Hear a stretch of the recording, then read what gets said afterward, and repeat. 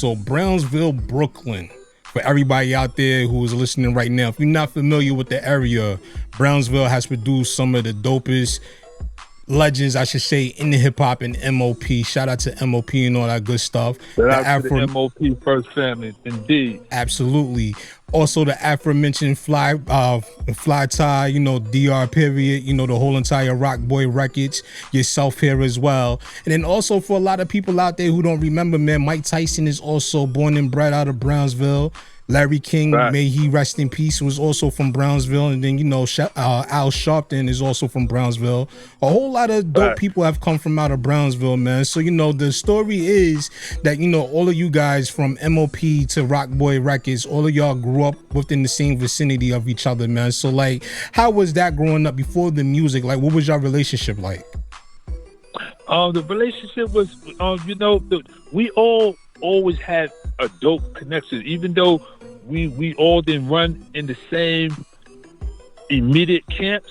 We all were still family, you know. It's like M.O.P. is 1 block over from me, so yo, me and Slap used to go to school together, man. You know, DR is a little bit older than us. He was always my big bro sitting up in the hood, you know. I remember when DR was an artist, and coming back, when he used to come back from his tours and be in front of his building, man, we find ourselves in front of his building, you know, just building with him and watching how he just had the music going on, you know. But we all just pretty much been tight, despite us being in separate cliques of going on. Our cliques was always still tight. No doubt, man. So, you know, the thing, you know, a lot of people that's not from Brownsville, we get a lot of stories from people out that way, you know, that, you know, do a lot of the coverage, especially a lot of these blogs that we see nowadays popping up on, you know, like YouTube channels and stuff like that. You know, and a lot of it has been that, you know, a lot of people in Brownsville really don't get along with one another because of the fact that, you know, the projects and everything that's in Brownsville are so close to one another that you can't be from like Seth Low and go chill over in Mother Gatson or, you know, things like that of that nature. So with that being said, like, how was y'all able to avoid all that to deform to the clique that you guys have now? Oh, that's a good question. I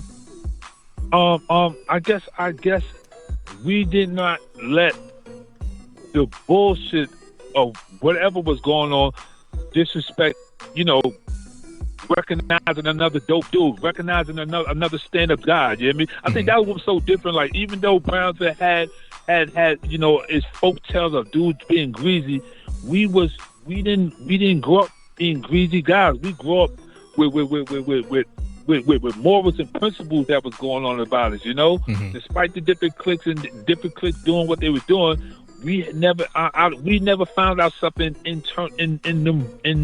those beats. And so I would guess to say we were just blessed that did not happen for us in our era. You get what I'm saying? Absolutely, man. That's a good thing, man. I wish, you know, more of our younger generation could take note of that. You know what I'm saying? Because, like, from what I'm hearing, you know, Brownsville, despite, you know, the notorious reputation that it has as of now, you know, especially to people here in the city and also those from outside of the city that are aware of Brownsville, you know, a lot of it has been, you know, pretty good tales, as well as, you know, all of the, you know, the craziness and all that stuff too, you know, from the get-togethers, the jams in the parks and stuff like that, and all the other community events that used to happen in and around Brownsville.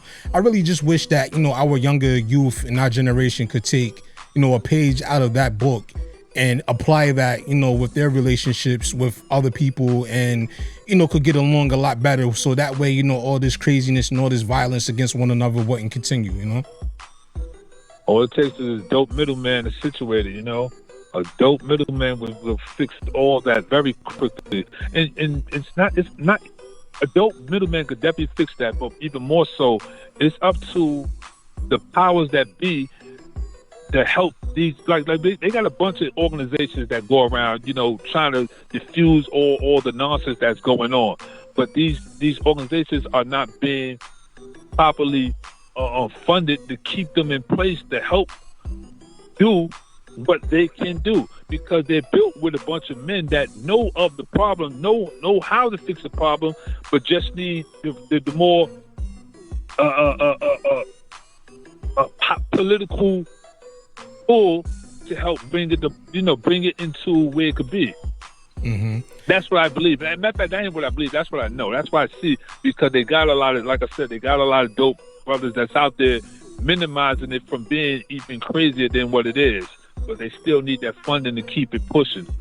Absolutely, I do agree with that one. And, you know, a lot of situations arise from, you know, the underprivileged, you know, not making that as an excuse, but that's also just the nature of the way things are, especially in a lot of areas that are known for, you know, not having the best financial situations and stuff like that. You know, a lot of people turn to other alternative means in order to survive, and in often cases that takes them down the wrong path.